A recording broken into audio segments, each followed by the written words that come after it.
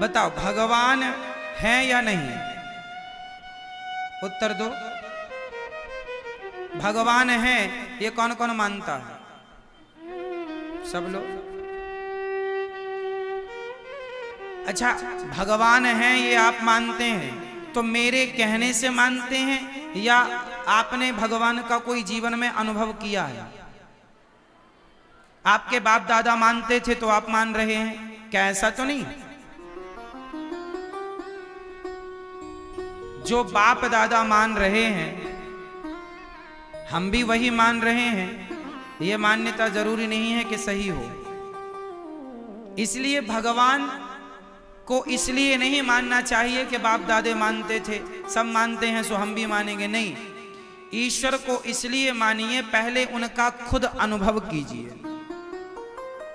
यदि आपने उनका अनुभव कर लिया तो फिर आपको बाप दादों की जरूरत नहीं पड़ेगी कि बाप दादे मानते थे इसलिए हम नहीं। भैया हमें पता है,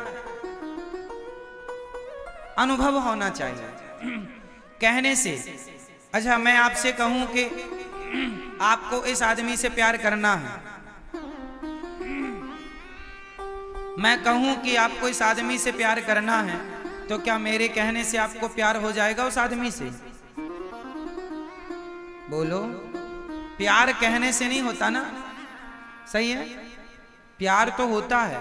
उसी तरह मैंने कहा कि इनसे प्यार करो, इन भगवान से प्यार करो, कहने से नहीं होगा। प्यार कब होता है? जब आप उसको महसूस करते हैं, आप खुद उसे समझिए कि वो ईश्वर तत्व है क्या, परमात्मा कहते किसे हैं। सबने बताया सुन के ना, महसूस करना सीखिए, अनुभव करना सीखिए। भगवान का अनुभव होता। तो आप में से कितने लोग हैं जिन्हें भगवान का एहसास हुआ है, ईश्वर का अनुभव हुआ है आपको अनुभव? अच्छा, इतने लोगों को अनुभव हुआ है ईश्वर का। भगवान का साक्षात्कार होना भी कठिन नहीं। जैसे ये दास अनिरुद्ध है, मुझे भगवान पर कोई किंतु और परंतु नहीं लगता। भगवान के होने पर मुझे कोई संदेह, मैं भगवान को इसलिए, अच्छा मैं अपनी मान्यता बताऊं, मैं भगवान को इसलिए नहीं मानता कि मेरे पिताजी मानते हैं, मैं भगवान को इसलिए नहीं मानता कि मेरे दादाजी मानते हैं, मैं भगवान को इसलिए मानता हूं क्योंकि मुझे अनुभव हो चुका है कि ईश्वर हैं, उनके बिना कुछ भी नहीं है।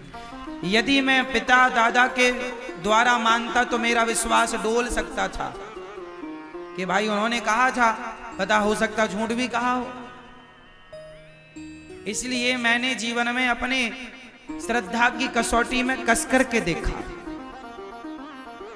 अपने विश्वास की कसौटी में ईश्वर को कस के देखा है। भगवान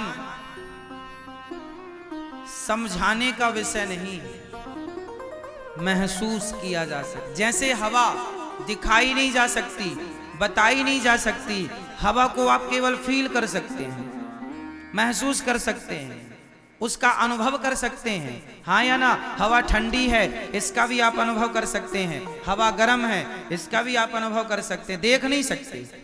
उसी तरह ये ईश्वर भी, मेरे भगवान भी अनुभव का सब्जेक्ट है। जिसे अनुभव हो जाएगा उसे फिर कोई भगवान में किंतु परंतु नहीं होगा।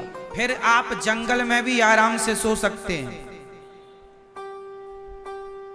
जो बाप दादों के कहने से भगवान पर विश्वास करता है वो जंगल में अकेला सो नहीं सकता, क्योंकि उसे भय लगेगा।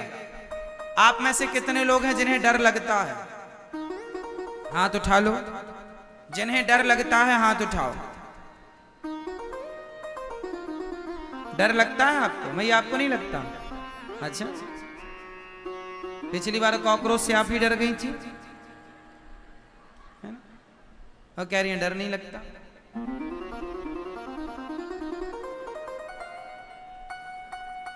एक बात निश्चित है, जिनके जीवन में डर है, ये दास अनिरुद्ध है। आप जिस भी शमशान में कहेंगे मैं उस शमशान में जाकर सो सकता हूं। जिस जंगल में जाकर कहेंगे उस जंगल में जाकर सो सकता हूं। क्यों?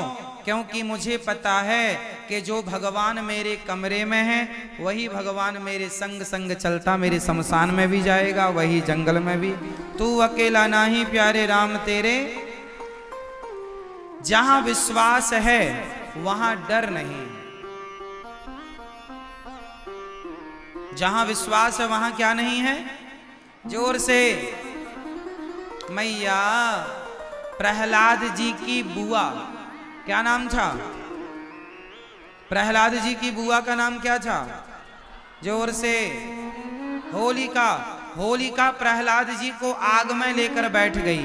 क्या प्रहलाद जी को डर लगा? क्यों नहीं लगा? उत्तर दो। प्रहलाद जी को उनकी बुआ आग में लेकर बैठ गई, डर क्यों नहीं लगा? क्योंकि उन्हें भगवान पर विश्वास था। यही बात मैं आपको समझा रहा हूं कि जहां विश्वास है वहां डर हो ही नहीं सकता। विश्वास है तो ये विश्वास है कि यदि ठाकुर मेरा गोविंद मुझे जलाना चाहे तो जला देगा, और वो बचाना चाहे तो आग की ताकत नहीं है कि वो आग भी मुझे जला सके। प्रहलाद जी को आग भी ना जला सकी, ये विश्वास है। हाँ या ना? अब दूसरा, प्रहलाद जी को उनके पिता ने जहर दिया। अपनी पत्नी, प्रहलाद जी की मां का नाम क्या था? आप बताइए। आप बताइए दादाजी, प्रहलाद जी की मां का नाम क्या था? हाँ? कुंती। हाँ, प्रहलाद जी की मां का नाम क्या था? कयाधु।